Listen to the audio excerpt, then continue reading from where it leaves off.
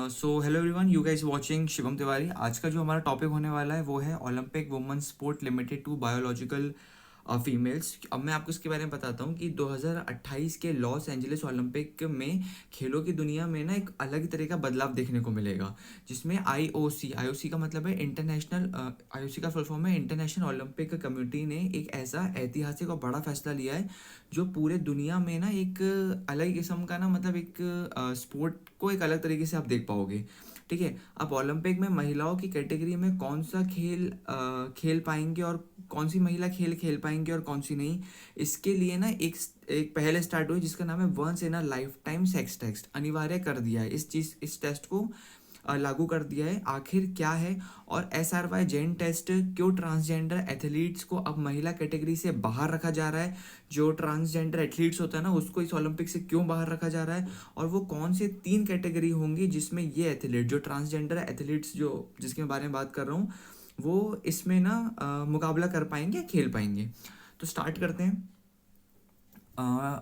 Olympics women sport limited to biological females. Olympic में महिला खेल अब केवल जैविक महिला जो जन्म से महिला हैं तक सीमित कर दिया गया है। Okay, now the next point, International Olympic Community IOC के बारे में याद रखना है, International Olympic Community to restrict women's category to biological females from 2028 Olympics Los Angeles.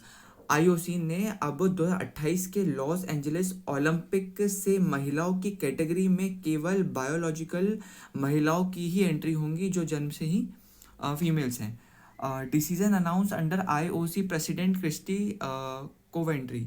अब क्या हुआ है, यह फैसला आईओसी की जो अध्यक्ष है क्रिस्टी कोवेंट्री की देखभाल उनके जो प्रेसिडेंट है उनने ये चीज़ का डिसीजन अनाउंस किया है। किसने? Kirsty Coventry. इस नाम को याद रखना, आईओसी प्रेसिडेंट कौन है? Kirsty Coventry. Okay, now the next one, introduction of once in a life time sex test for eligibility. योग्यता चेक करने के लिए खिलाड़ियों का जीवन में एक बार इसका once in a life time test है, तो ये चीज़ होगा, एक बार सेक्स टेस्ट होगा, बार बार परेशान इस चीज़ के लिए नहीं किया जाएगा। जो टेस्ट बेस्ड रहेगा वो रहेगा SRY जेन डिटेक्शन वाई क्रोमोसोम मार्कर। यह टेस्ट SRY जीन की खोज पर टिका है, जो SRY जीन है उसकी खोज पर टिका रहेगा। अगर शरीर में वाई क्रोमोसोम जो पुरुषों में होता है, जो मेल कैटेगरी में होता है ना, वाई क्रोमोसोम का मार्कर मिलता है तो वो महिला कैटेगरी में नहीं खेल पाएंगी, जिनका नाम हमने स्टार्टिंग में वो बताया था ना, ट्रांसजेंडर वाली चीज़ है उसके बारे में। Next, transgender woman and the most DSD athletes with male puberty not eligible for female category. Okay, अब उसके बाद ये चीज़ क्या है, ट्रांसजेंडर महिला और वो एथलीट जिन्हें अभी यहाँ पर पढ़ा था ना मेल पुबर्टी का मतलब होता है जवानी का लक्षण का फ़ायदा मिल जाता था, तो महिला कैटेगरी के लिए यो योग्यता एलिजिबल नहीं होगा। ओके, ये चीज़ उनके लिए फिर नहीं होने लगी, वो महिला कैटेगरी के योग्य नहीं होंगे जिसमें मेल पुबर्टी मिलती है। अब यहाँ पर एक एक्सेप्शन है, इस एक्सेप्शन को याद रखना क्योंकि एग्जाम्स में यही चीज़ पूछी जा सकती है। Athletes with complete androgen insensitivity syndrome CAIS का फुल फॉर्म यहाँ पर है कंप्लीट एंड्रोजन इनसेंसिटिविटी सिंड्रोम। तो अब ये इसके बारे में क्या है, तो जिस एथलीट्स को CAIS बीमारी है वो महिला कैटेगरी में खेल सकती है, बीमारी है वो महिला कैटेगरी में खेल सकती है भले ही उनके पास SRY जीन हो, क्योंकि उनका पुरुष हार्मोन पर ना उस चीज़ का ना पुरुष हार्मोन्स जो होते हैं, मेल हार्मोन्स होते हैं, उस पर ना रिएक्ट नहीं करता है। ओके, तो ये था हमारा एक्सेप्शन। और अब हम बात करते हैं in eligible athletes can complete. In eligible athletes जो हैं, जो बाहर हुए खिलाड़ी कहाँ खेल सकते हैं, जो ट्रांसजेंडर की जो बात हो रही है वो खिलाड़ी अब कहाँ पर खेल सकते हैं, वो मेल कैटेगरी में खेल सकते हैं, मिक्स कैटेगरी में खेल सकते हैं और ओपन कैटेगरी में खेल सकते हैं। ठीक है, अब इसके बाद से कुछ की पॉलिसी डिटेल्स भी है। Earlier system eligibility decided by individual sport federation often were testosterone limits और new rule by uniform global IOC policy. तो पहले हर खेल की अपनी संस्था जैसे कुश्ती या फिर एथलीट्स फेडरेशन खुद नियम बनाते थे, और अफसर जो सिर्फ टेस्टोस्टेरोन हार्मोन को लेवल चेक करता है, इसलिए वो चीज़ बताई गई है।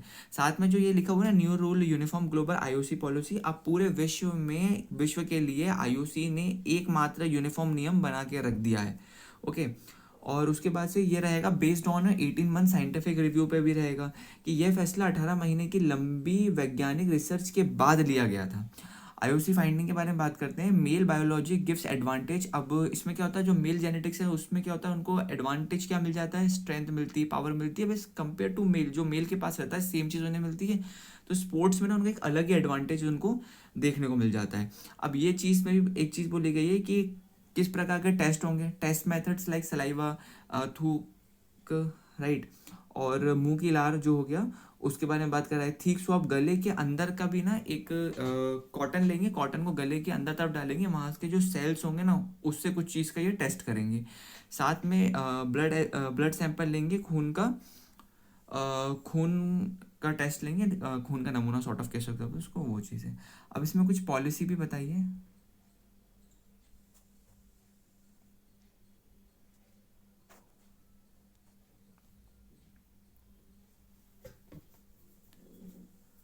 पॉलिसी कैरेक्टरिस्टिक्स के बारे में बात करते हैं। नॉट रेट्रोस्पेक्टिव और applies only once, not applicable to grass root sports.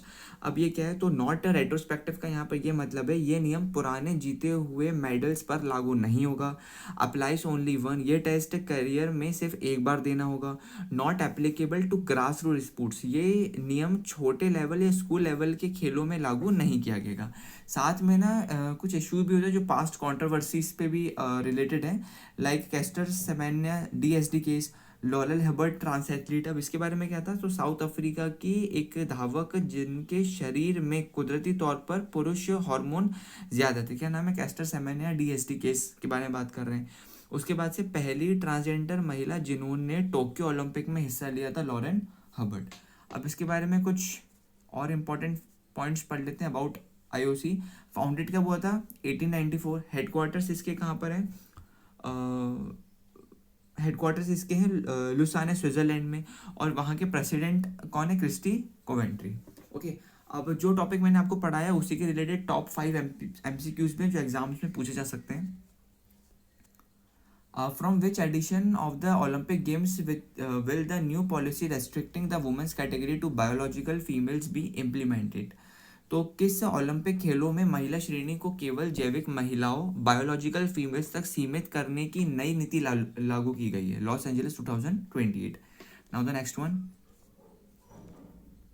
the new IOC eligibility test for the female category is primarily based on the detection of which gene? तो SRY gene के बारे में हम बात कर रहे थे, ये रहा answer. Who is the current president of the IOC International Olympic Committee under whom the decision was announced? किसके अंडर ये डिसीजन अनाउंस हुआ था? Christie Coventry. Next one, okay, according to the new rules which group of athletes is specially mentioned as an exception? exception में शायद उसके points में last वाला था जो मैंने पढ़ाया था, and remains eligible for the female category. तो उसका आंसर है complete androgen insensitivity syndrome, CAIS athletes, याद रखना CAIS। Now the last one, इसके हेडक्वार्टर्स कहाँ है? लास्ट हमने अबाउट सेक्शन में ये चीज़ भी पढ़ी थी कि where is the headquarters of the international Olympic community IOC located? तो इसका आंसर है Lausanne Switzerland. Okay, Lausanne Switzerland. Last में एक होमवर्क क्वेश्चन भी है, the SRY gene which is now a key maker for Olympic eligibility is typically found on which chromosome? इसका answer आप comment section में देना। ओके, तो ठीक है, आज का टॉपिक इतना ही था, बाकी कल एक और टॉपिक के साथ नई वीडियो डालते हैं।